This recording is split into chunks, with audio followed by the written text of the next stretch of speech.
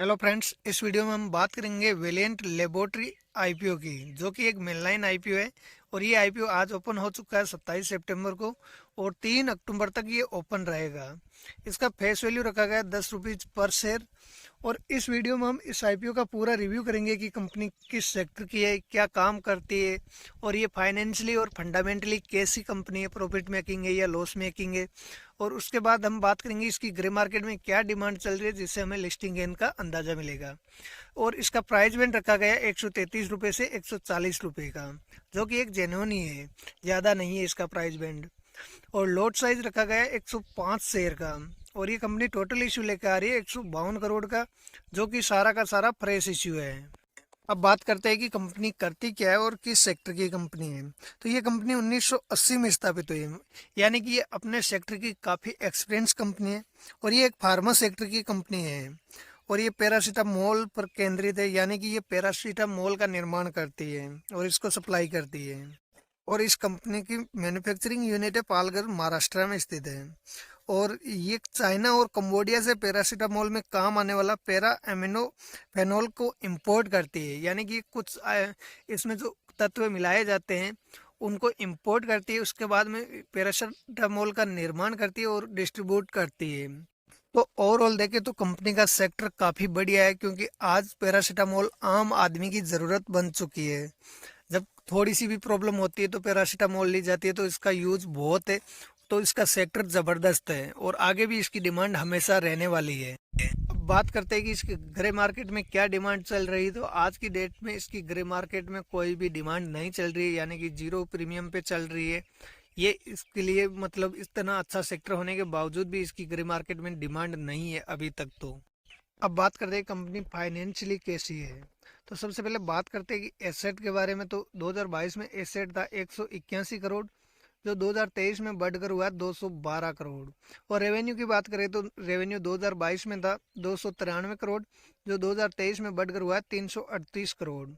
और profit after tax की बात करें तो 2021 में 30 करोड़ का प्रॉफिट हुआ, और 2022 में 27 करोड़ का प्रॉफिट हुआ, और उसके बाद में 2023 में ये 29 करोड़ का प्रॉफिट हुआ। यानी कि प्रॉफिट वहीं घूम रहा है, प्रॉफिट में साल दर साल बढ़ोतरी नहीं हो पा रही है। तो बात करें नेटवर्थ की तो 2022 में थी 71 करोड़, जो 2023 में बढ़कर हुई है 100 करोड़। बात करें बोरोविंग की तो बोरोविंग 2022 में थी 60 करोड़ की, जो 2023 में 59 करोड़ की। यानी कि बोरोविंग और प्रॉफिट वही है, ना प्रॉफिट बढ़ रहा है और ना ही बोरोविंग बढ़ रही है। बोरोविंग भी वहीं 2022-23 में सेम है, और प्रॉफिट भी वहीं घूम रहा है। यानी कि इस कंपनी को ग्रोथ करने में दिक्कत आ रही है, कंपनी ग्रोथ नहीं कर पा रही है। लेकिन सेक्टर काफ़ी अच्छा है, क्योंकि इसकी डिमांड हमेशा रहने वाली है, तो ये फ्यूचर में ग्रोथ कर सकती है कंपनी। अब बात करते हैं इसके की इंडिकेटर की। तो इसका पी निकल गया था 15 का, और मार्केट कैप है 608 करोड़ का। और इसकी आर ओ है 33% की, और आर ओ सी है 22% की। यानी कि आर ओ और आर ओ सी इसकी बढ़िया है। और डेप्ट है 0.5 का, जो कि काफ़ी बढ़िया है, क्योंकि इनके ऊपर ज़्यादा डेप्ट नहीं है। और अर्निंग पर शेयर वैल्यू निकल के आती है 8 की, जो कि अच्छी है। और रिटर्न ऑन नेटवर्थ है 28%। यानी कि इसकी फंडामेंटली ये कंपनी स्ट्रांग है, बट ग्रोथ नहीं कर पा रही है साल दर साल।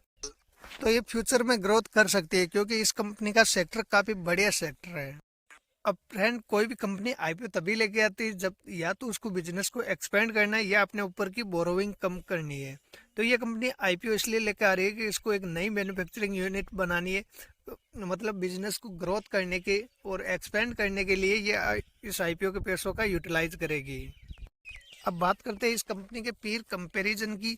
तो इसका जो फेस वैल्यू आया वो एक जेन्युइन है, क्योंकि इसका फेस वैल्यू बाकी कंपनियों की तुलना करे तो उस उनके हिसाब से इनका ज़्यादा नहीं है। जो जेन्युइन आना चाहिए वही प्राइस बैंड रखा गया, तो ये कंपनी के लिए अच्छी बात है।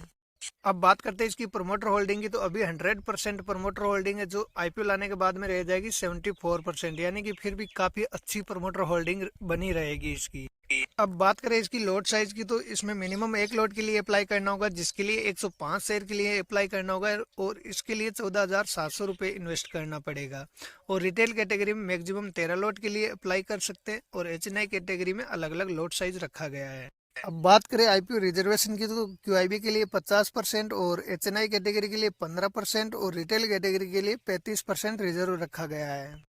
अब बात करते हैं इसकी अलॉटमेंट की, तो इसका अलॉटमेंट आएगा 5 अक्टूबर को और इसकी लिस्टिंग होगी 9 अक्टूबर को। अब फ्रेंड हमने इस आईपीओ का पूरा रिव्यू कर लिया है कि कंपनी करती क्या है, किस सेक्टर की है और इसकी डिमांड क्या चल रही है। तो हमें डिसीजन लेना है कि इसमें अप्लाई करना है या नहीं करना, और करना भी है तो लिस्टिंग गेन के हिसाब से या लॉन्ग टर्म के हिसाब से। तो अभी के हिसाब से इसमें लिस्टिंग गेन के लिए हम नहीं जा सकते क्योंकि इसकी ग्रे मार्केट में डिमांड नहीं चल रही है। और लॉन्ग टर्म के लिए हम इसमें अप्लाई कर सकते हैं क्योंकि ये लॉन्ग टर्म में काफ़ी अच्छा काम कर सकती है कंपनी, क्योंकि इसका सेक्टर काफ़ी ज़बरदस्त सेक्टर है। और आईपीओ में अप्लाई करने से पहले अपनी खुद की रिसर्च के बाद ही आईपीओ में अप्लाई करना चाहिए। और फ्रेंड, वीडियो अच्छा लगा तो वीडियो को लाइक कीजिए और चैनल को सब्सक्राइब कीजिए, साथ में बेल आइकन को भी ऑन कर दीजिए। धन्यवाद।